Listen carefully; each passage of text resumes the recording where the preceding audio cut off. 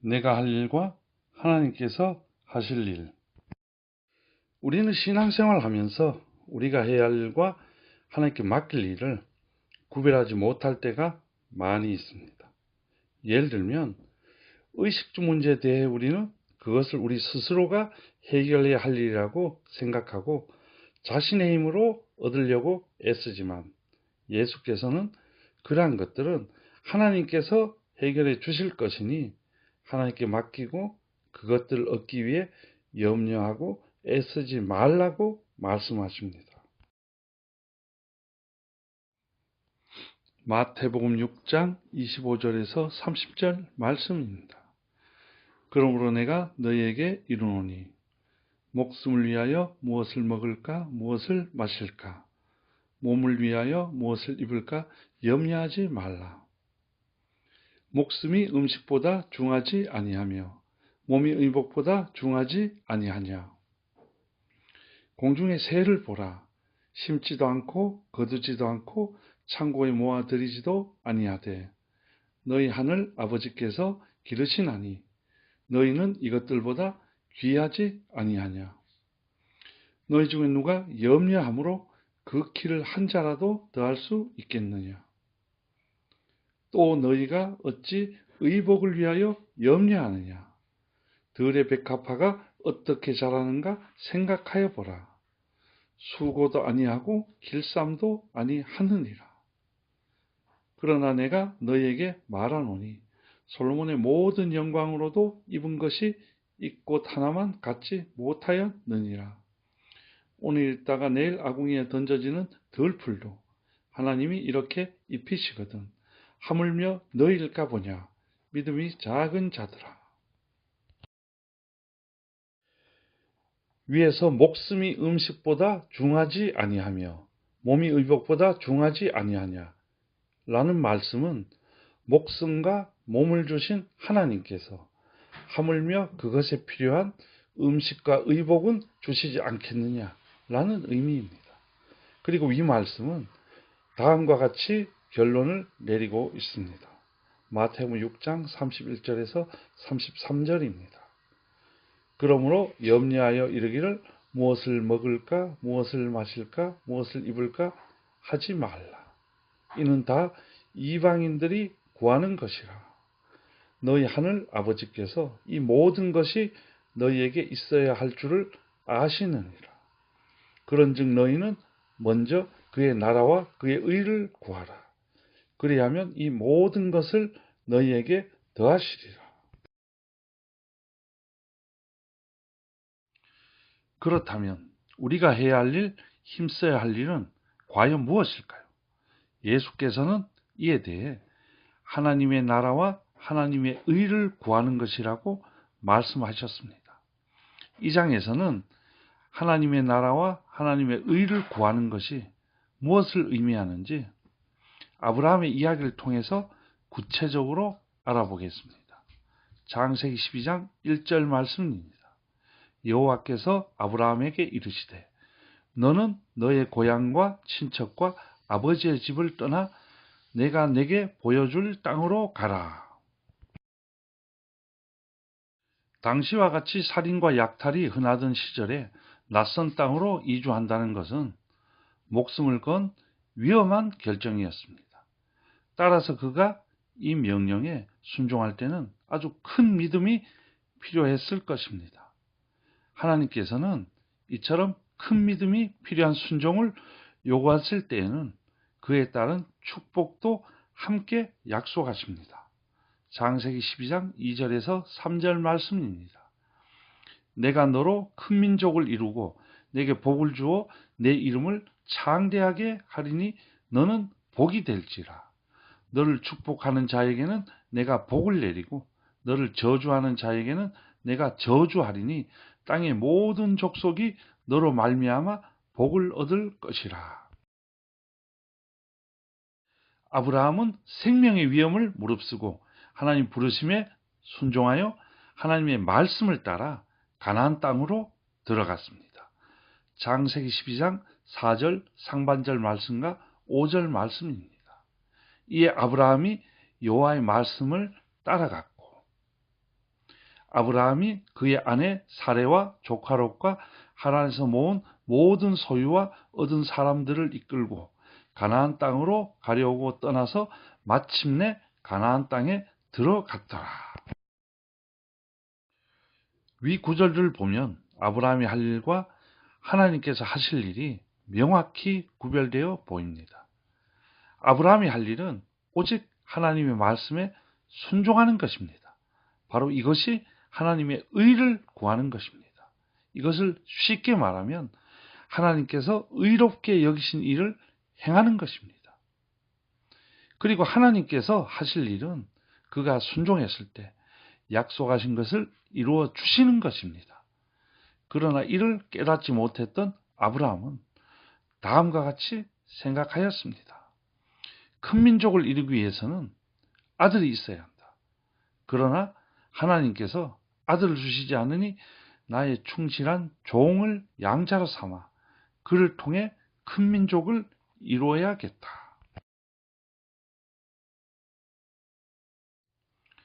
창세기 15장 2절에서 7절 말씀입니다. 아브라함이 이르되 주 여호와여 무엇을 내게 주시려 하나이까? 나는 자식이 없사오니 나의 상속자는 이 다메섹 사람 엘리에셀이니이다. 아브라함이 또 이르되 주께서 내게 씨를 주지 아니하셨으니 내 집에서 길린 자가 내 상속자가 될 것이니이다. 여호와의 말씀이 그에게 임하여 이르시되 그 사람이 내 상속자가 아니라 내 몸에서 날 자가 내 상속자가 되리라 하시고 그를 이끌고 밖으로 나아가 이르시되 하늘을 우러러 무뼈를 셀 수 있나 보라. 또 그에게 이르시되 내 자손이 이와 같으리라. 아브라함이 여호와를 믿으니 여호와께서 이를 그의 의로 여기시고 또 그에게 이르시되 나는 이 땅을 내게 주어 소유를 삼게 하려고 너를 갈대아인의 우르에서 이끌어낸 여호와니라. 그리고 하나님께서는 횃불 언약을 통해서 이를 더 분명하게 하십니다. 하나님께서는 아브라함에게 제물이 될 짐승들을 가져와서 그 종간을 쪼개어 마주 대하여 놓도록 하십니다. 이러한 방식은 고대 근동에서 행해졌던 언약식으로 쪼갠 고기 사이를 언약의 당사자들이 지나감으로써 언약이 체결됩니다.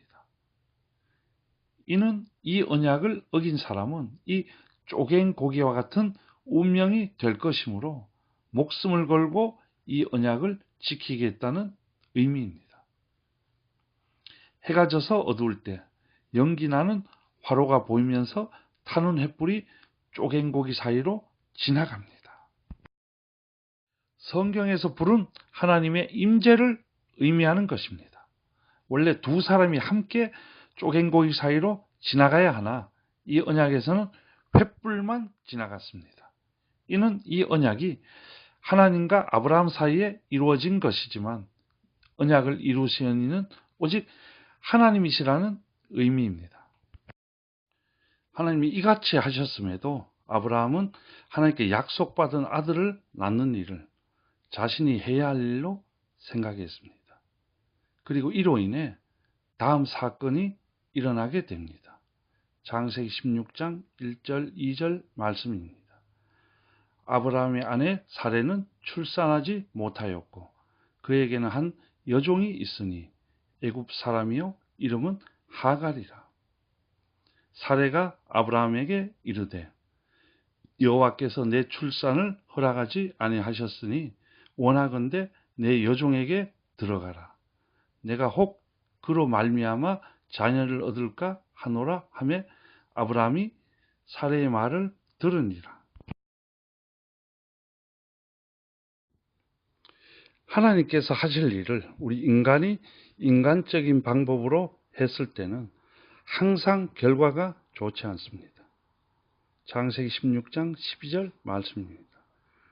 그가 사람 중에 들나귀 같이 되리니 그의 손이 모든 사람을 치겠고 모든 사람의 손이 그를 칠지며 그가 모든 형제와 대항해서 살리라.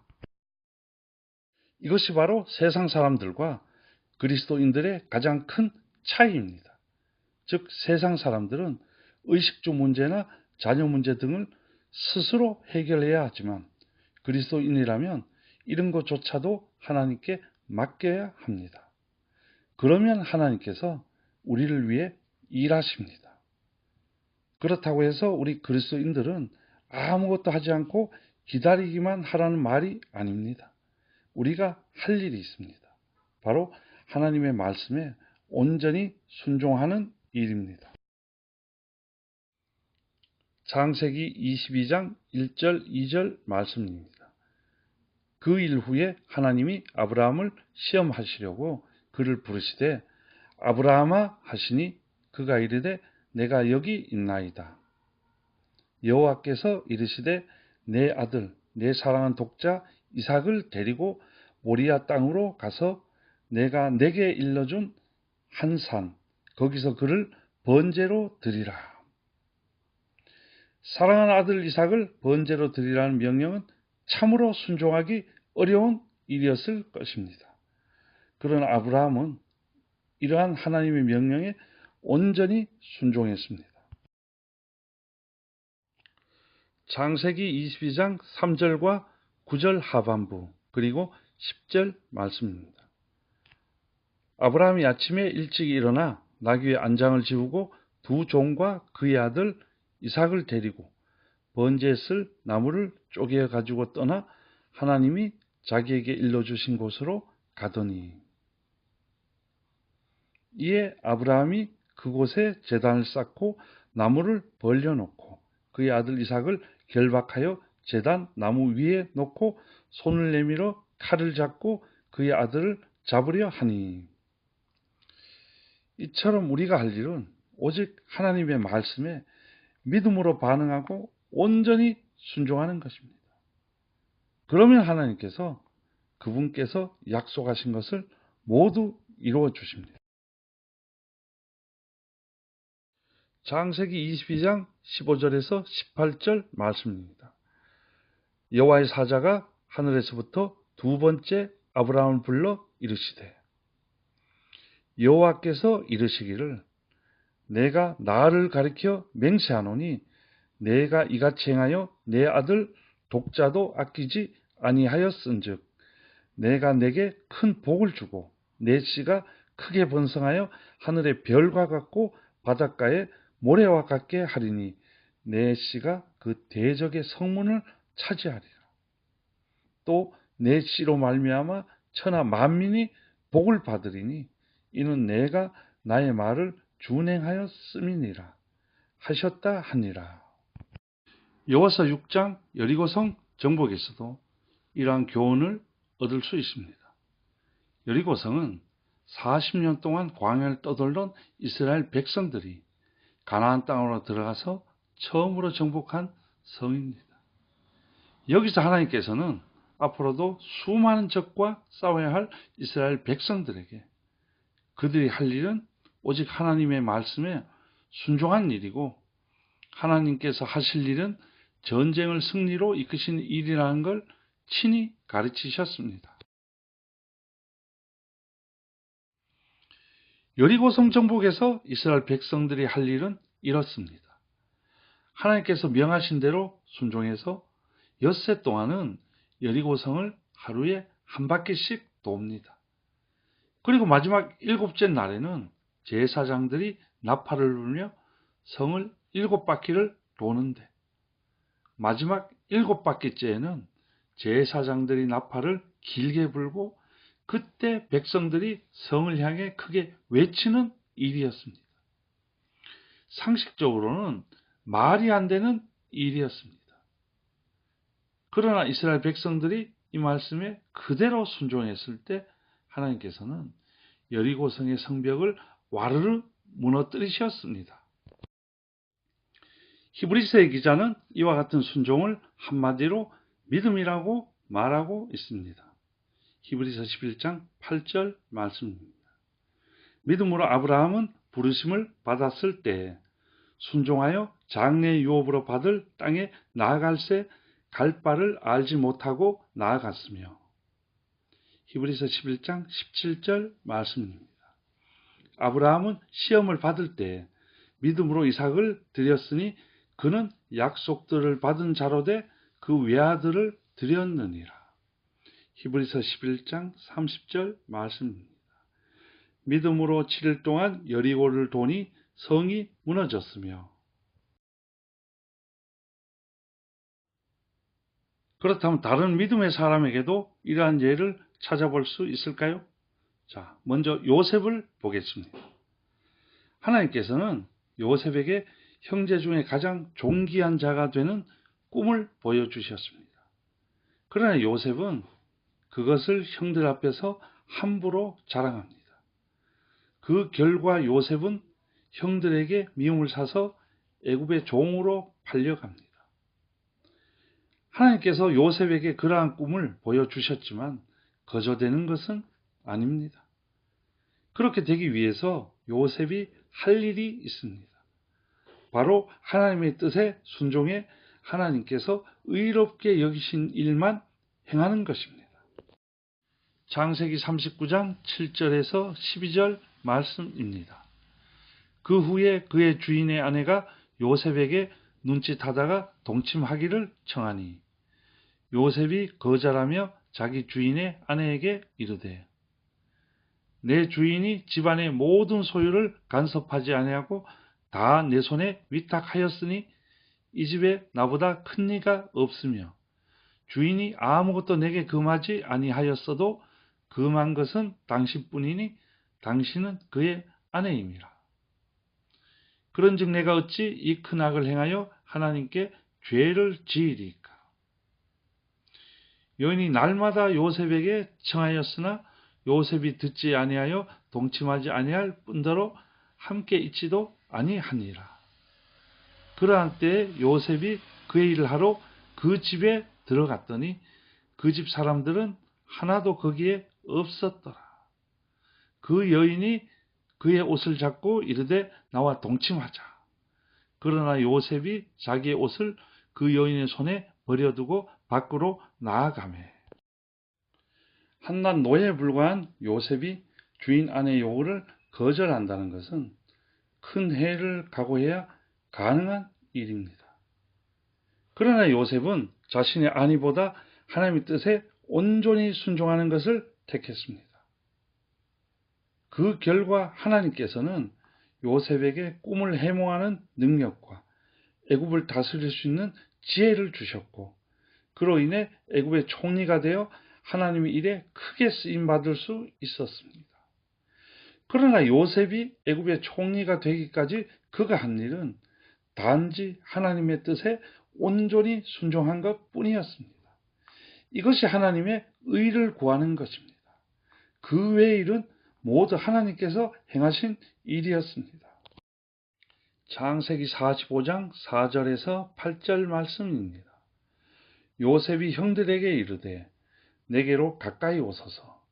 그들이 가까이 가니 이르되 나는 당신들의 아우 요셉이니 당신들이 애굽에 판 자라. 당신들이 나를 이곳에 팔았다고 해서 근심하지 마소서, 한탄하지 마소서. 하나님이 생명을 구원하시려고 나를 당신들보다 먼저 보내셨나이다. 이 땅에 2년 동안 흉년이 들었으나 아직 5년은 밭갈이도 못하고 추수도 못할지라. 하나님이 큰 구원으로 당신들의 생명을 보존하고 당신들의 후손을 세상에 두시려고 나를 당신들보다 먼저 보내셨나니 그런즉 나를 이리로 보내신 이는 당신들이 아니요 하나님이시라. 하나님이 나를 바로에게 아버지로 삼으시고 그 온 집의 주로 삼으시며 애굽 온 땅의 통치자로 삼으셨나이다. 창세기 50장 19절에서 21절 말씀입니다. 요셉이 그들에게 이르되 두려워하지 마소서, 내가 하나님을 대신하리이까. 당신들은 나를 해하려 하였으나 하나님은 그것을 선으로 바꾸사 오늘과 같이 많은 백성의 생명을 구원하게 하시려 하셨나니 당신들은 두려워하지 마소서. 내가 당신들과 당신들의 자녀를 기르리이다 하고 그들을 간곡한 말로 위로하였더라. 다윗도 이와 마찬가지입니다. 다윗은 사울의 시기로 목숨의 위협을 받으며 오랜 도피 생활을 합니다. 그러던 중 다윗에게 사울을 죽일 수 있는 절호의 기회가 2번씩이나 찾아옵니다. 그러나 실상 그것은 하나님의 시험이었습니다. 만약 이때 다윗이 사울을 죽였다면 자신의 힘으로도 왕이 될 수 있었을 것입니다. 그러나 그는 하나님의 뜻에 순종하였습니다. 그는 여호와의 기름 부음을 받은 자를 치는 것은 여호와께서 금하시는 일이라고 하며 사울을 2번씩이나 살려줍니다. 왜냐하면 사울을 치는 것은 자신이 할 일이 아니라 하나님께서 하실 일임을 잘 알고 있었기 때문입니다. 사무엘상 26장 10절에서 11절 말씀입니다. 다윗도 이르되 여호와께서 살아계심을 두고 맹세하노니 여호와께서 그를 치시리니 혹은 죽을 날이 이르거나 또는 전장에 나가서 망하리라. 내가 손을 들어 여호와의 기름 부음 받은 자를 치는 것은 여호와께서 금하시나니 너는 그의 머리 곁에 있는 창과 물병만 가지고 가자. 그 후 하나님께서는 하나님의 뜻에 순종해 하나님 보시기에 의를 행한 다윗을 이스라엘의 왕으로 삼으셨고 또 예수 그리스도도 그의 혈통에서 나게 하셔서 그의 왕위가 영원하도록 하셨습니다. 이처럼 아브라함, 다윗, 요셉 그들과 그 후손들이 하나님의 백성이 된 것은 이들이 하나님께 온전히 순종해 하나님의 의를 구했기 때문입니다. 이것은 앞에서도 언급했지만 하나님께서 의롭게 여기신 일을 행했다는 말입니다. 그러므로 하나님 나라를 구하라는 의미는 하나님께 온전히 순종하는 하나님의 백성이 되어 하나님께서 다스리는 나라를 이루라는 의미입니다. 명심하시기 바랍니다. 순종과 불순종에는 항상 그에 따른 보상과 대가가 따릅니다. 신명기 11장 26절에서 28절 말씀입니다. 내가 오늘 복과 저주를 너희 앞에 두노니 너희가 만일 내가 오늘 너희에게 명하는 너희 하나님 여호와의 명령을 들으면 복이 될 것이요. 너희가 만일 내가 오늘 너희에게 명령하는 도에서 돌이켜 떠나 너희 하나님 여호와의 명령을 듣지 아니하고 본래 알지 못하는 다른 신들을 따르면 저주를 받으리라. 레위기 26장 3절에서 45절 말씀도 각자 읽어보시기 바랍니다. 말씀을 마치겠습니다.